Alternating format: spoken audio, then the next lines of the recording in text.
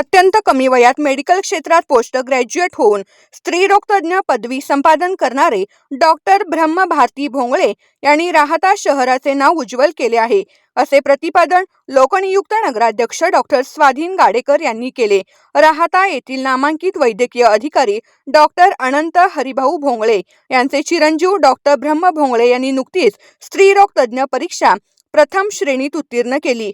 त्याबद्दल राहाता press club आणि ग्रामस्थांच्या वतीने त्यांचा सत्कार सोहळा आयोजित करण्यात आला होता।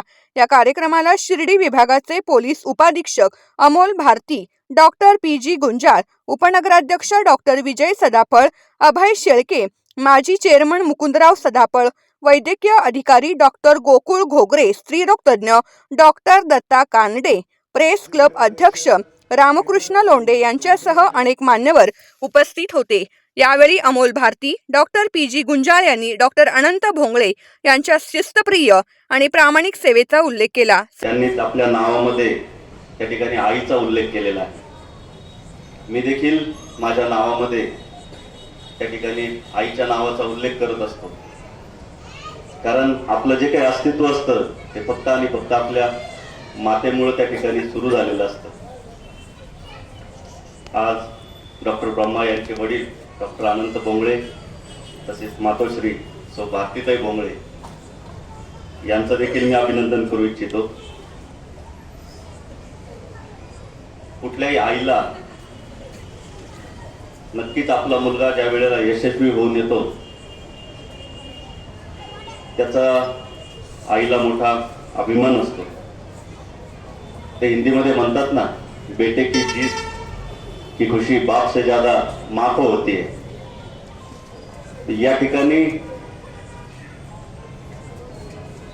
असं एक आहे की डबल खुशी या ठिकाणी आणखी एका व्यक्तीला झालेली आहे आणि ते आहेत मामा बाळासाहेब सोनवणे। कारण आईची खुशी जी असते ती डबल फक्त एकाच व्यक्तीला होत असते आणि म्हणून त्याला मा असं म्हटलं जातं। तसे आमचे मार्गदर्शक बाळासाहेबजी सोनवणे, उपस्थित सर्वच प्रेस क्लबचे सदस्य यांचं देखील मी या ठिकाणी आभार व्यक्त करतो की त्यांनी हा सोहळा या ठिकाणी ऑर्गनाईज केला। संपर्कात आहे मामा, एकदम आनंदी आहेत।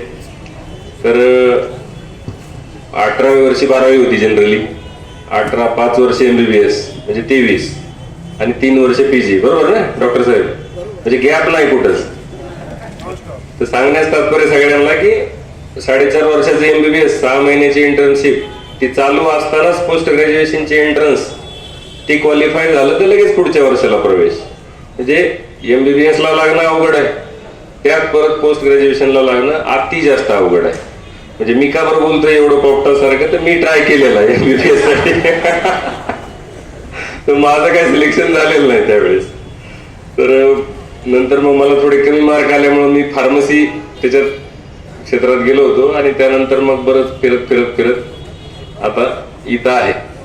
तर खूप अवघड गोष्ट आहे, वयाच्या कमी वेळेत डॉक्टर होणं ही खूप मोठी म्हणजे गोष्ट असते। कारण जर त्यात वेळ जास्त जात गेला तर मग त्यात कधी कधी डिप्रेशनही येतं। बराच वेळ चालला, ग्रॅज्युएशनसाठी 2-2, 3-3 वर्षाचा गॅप घ्यायला लागतो, परत पुढच्या अडचणी निर्माण होत्यात, लग्नाचं वय निघून जातं वगैरे, घरचे वैताग ते म्हणतात लग्न करा, याचं म्हणणं असतंय पोस्ट ग्रॅज्युएशनच बाकी आहे। तर ते वेळेत होत आलं त्याच्यामुळं ते खूप कौतुकास्पद गोष्ट आहे। तर तुम्हाला म्हणजे आता डॉक्टर हस्ते सत्कार आहे, अध्यक्षही डॉक्टर, प्रमुख पाहुणे डॉक्टर, सत्कार मूर्ती डॉक्टर, तसं म्हणले तसं एकदम काय म्हणतात ते मनी कांचन योग असल्यासारखा योग आहे। तर सर्व आमच्या विभागाच्या तर्फे सुद्धा मी यांचं खूप खूप अभिनंदन करतो आणि तुम्हाला पुढील कार्यासाठी शुभेच्छा देतो। सत्कार मूर्ती डॉक्टर ब्रह्म भोंगळे यांनी वडिलांची प्रेरणा आणि आई बहिणीच्या पाठिंब्यामुळेच हे यश मिळाल्याची भावना व्यक्त केली। तर पहिले तर मी आज जे काही आहे व पुढील जे काही होणार ते माझ्या आईवडिलांचे, माझे कुटुंबाचे आणि तुमच्या सगळ्यांच्या प्रेमामुळे होणार। मला सर्व आत्तापर्यंत माझ्या 26व्या एजला मला जे माझे पियर्स होते, जे माझ्या बरोबरचे शाळेतले कॉलेजचे, ते बोलतात की ते मला विचारायचे की ब्रह्मा तू रात्र रात्र जागतो, तुझं इतकं हेवी वर्क असतं, is it all worth it? तर मी खूप प्राऊडली बोलायचो, yes it is worth it. मला लहानपणीपासून मला डॉक्टरच व्हायचं होतं.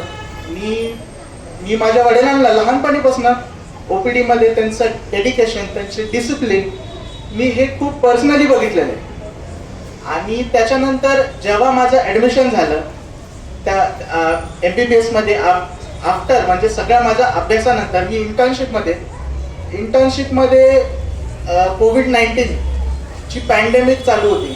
इट वॉज रॅम्पंट आणि योगायोगाने माझा जो पोस्टिंग होती ती COVID-19च्या वॉर्डमध्ये होती, COVID-19च्या मॅटर्निटी वॉर्डमध्ये.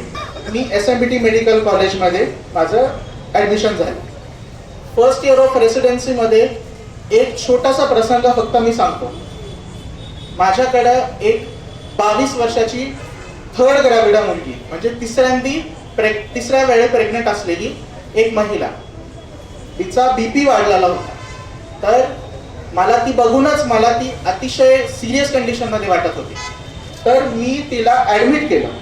ॲडमिट झाल्यानंतर 6 वाजता संध्याकाळी राऊंड घेताना तिची कंडिशन अचानक बिकटली असताना तिला इंट्युबेट करून, म्हणजे ऑक्सिजन सप्लाय चालू करून तिला खाली ICU मध्ये शिफ्ट करण्यात आली.